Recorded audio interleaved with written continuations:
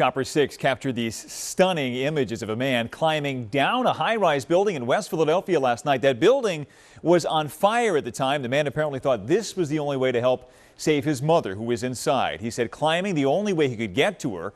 Action News reporter Maggie Kent spoke exclusively to that man. She's live outside the apartment building with details of what was a dangerous decision, Maggie.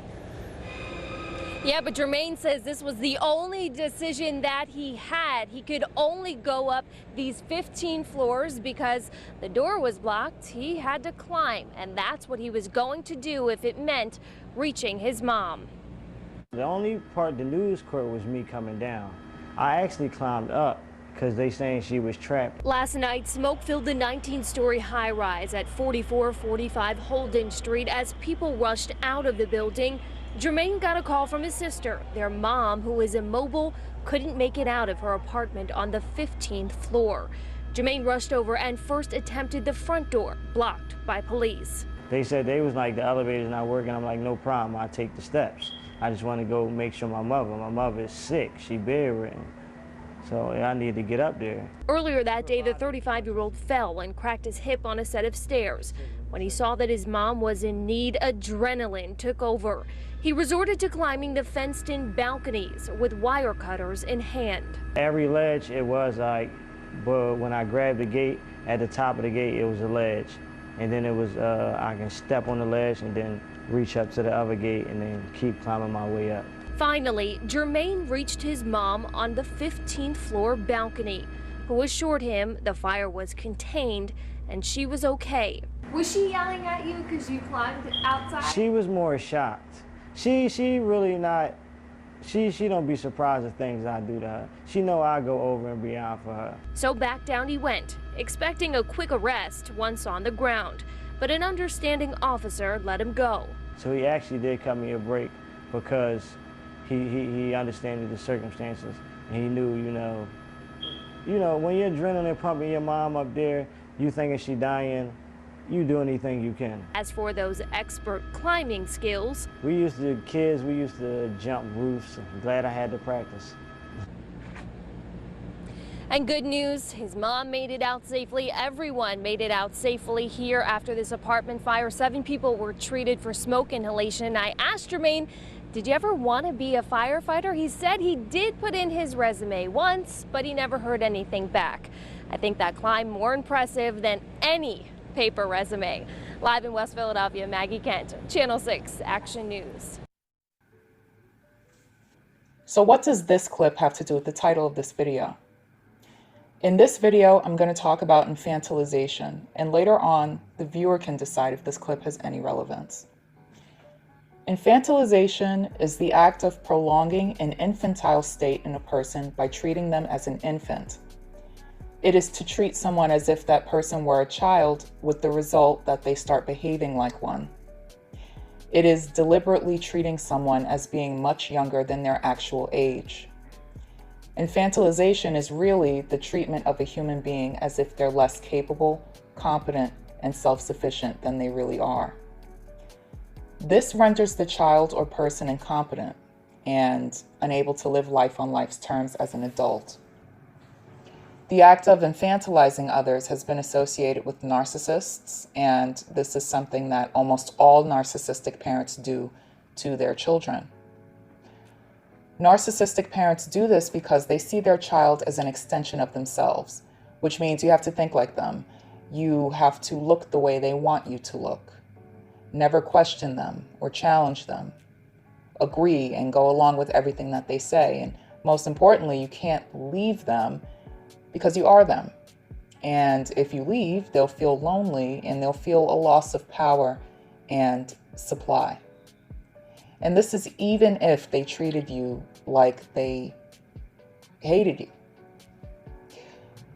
The narcissistic parent will use guilt, control, and fear, and any other tactic that they can think of to bring the child back into line when they see that they're starting to develop autonomy or independence, or the child is starting to wake up to the fact that they're being abused, because infantilization is child abuse. So in order to prevent the child from waking up and becoming independent, they'll do a number of things to infantilize the person. Parents who infantilize their children will be harsh and overly critical of their child's independent behaviors, thoughts, and ideas, cause the child to develop a sense of anxiety or insecurity about being on their own or making their own decisions.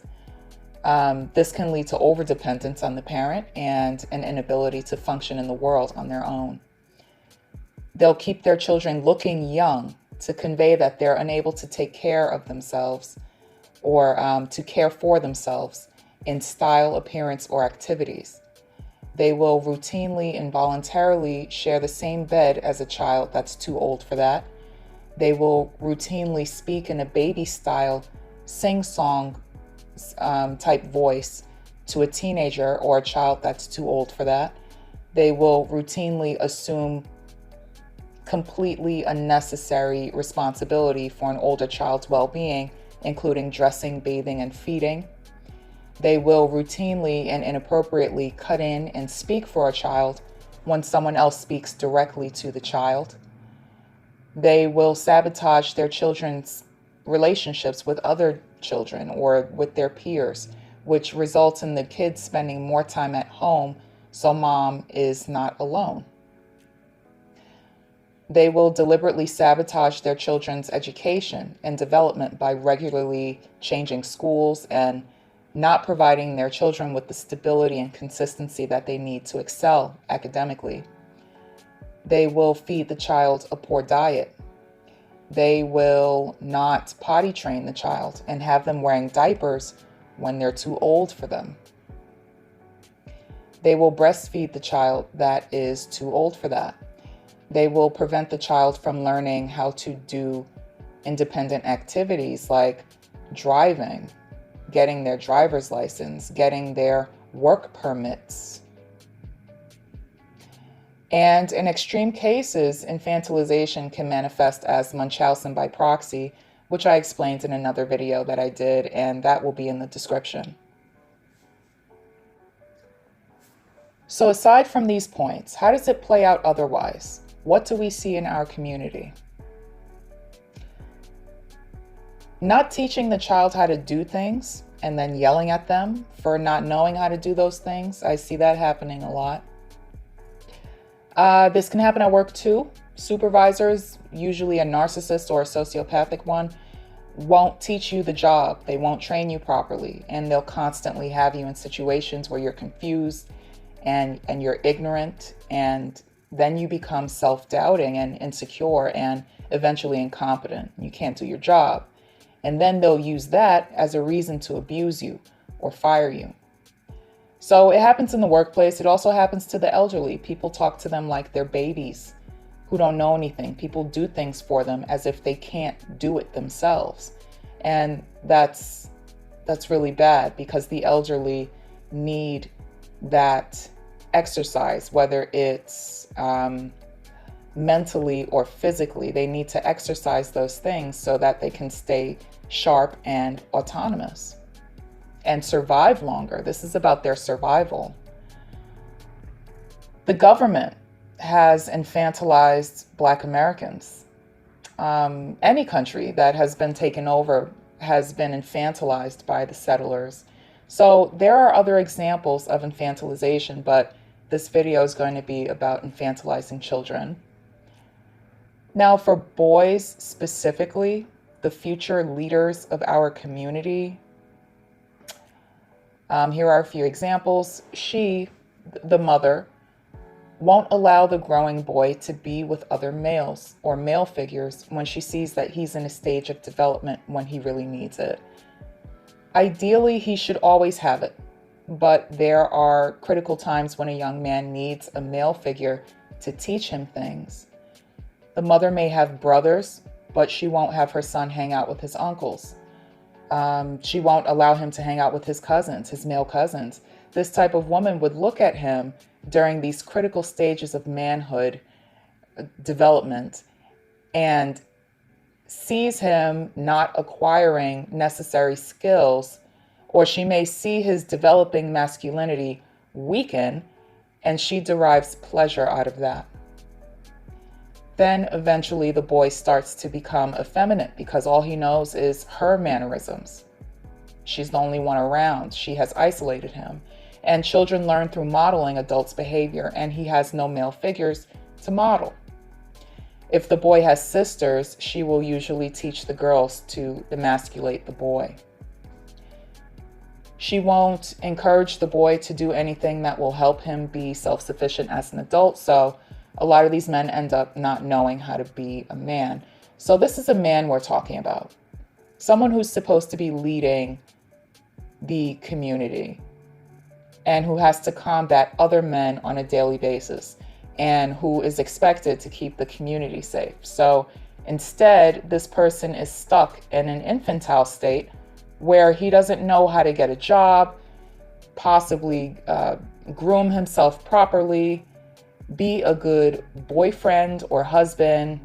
He doesn't know how to take charge, and he won't be able to leave the nest. So he'll always be living up under mama because that's exactly how she shaped things to be. That's how she set things up. That's what she wanted. Then the woman may go on to complain to the boy or the man about why he's still living in her house, why he's still living at home, which is what? This is supply. This is an endless stream of supply so long as he lives under her roof. She may talk him out of dating the person that he wants to be with. If he wants to be with a particular type of woman and she won't approve of it. Usually these types of moms disapprove of the boy dating any woman, but there are some that she'll make an exception for and others that others that represent an image that she doesn't like, you know, she'll tell him no. And he goes by everything that mama says, so he's going to do what she says.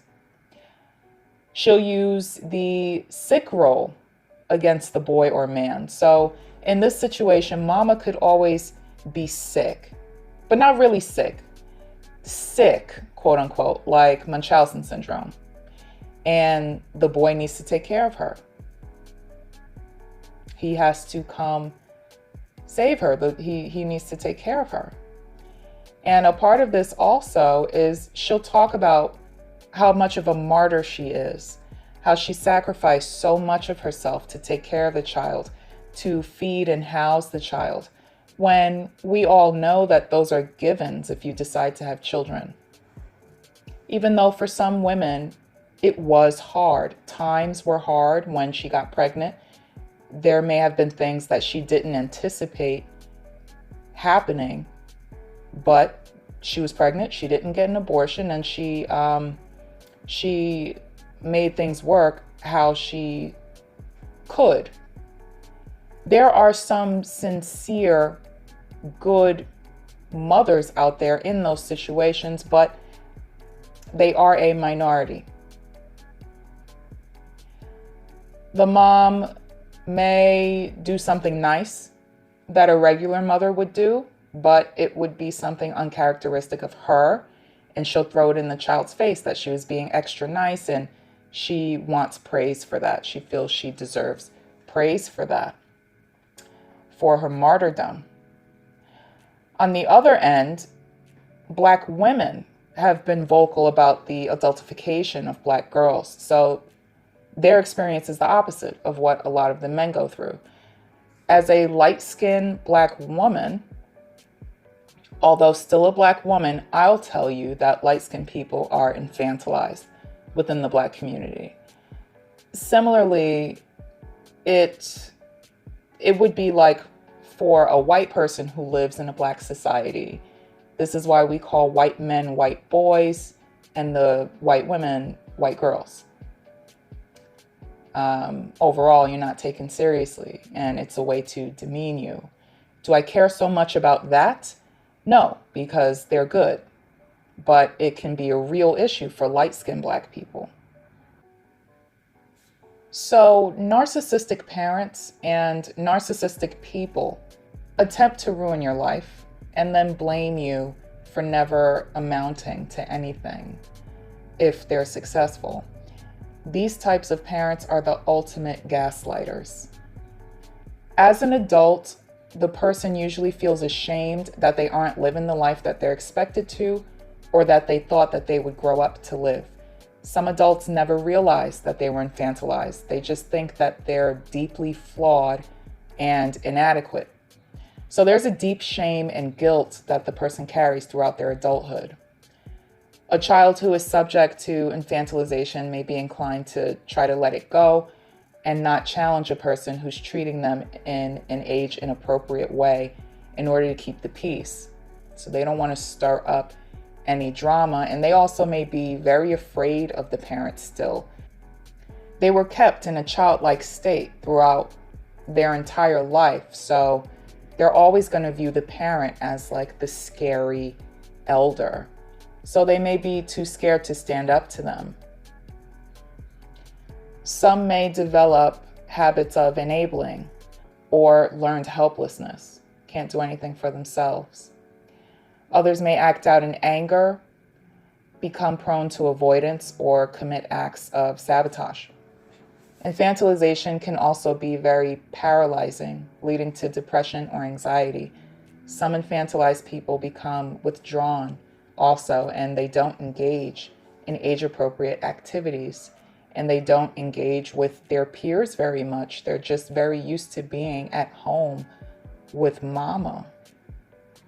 That's what's most comfortable and safe, and mama's been telling them that they can't do anything on their own.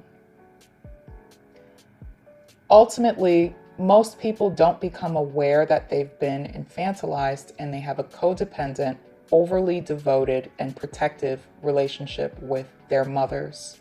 And of course, this type of relationship would affect how the person is with people in mama's image and with potential partners. So as far as the clip in the beginning, most people would do anything to save their parent. But I want to know what the viewer thinks about this.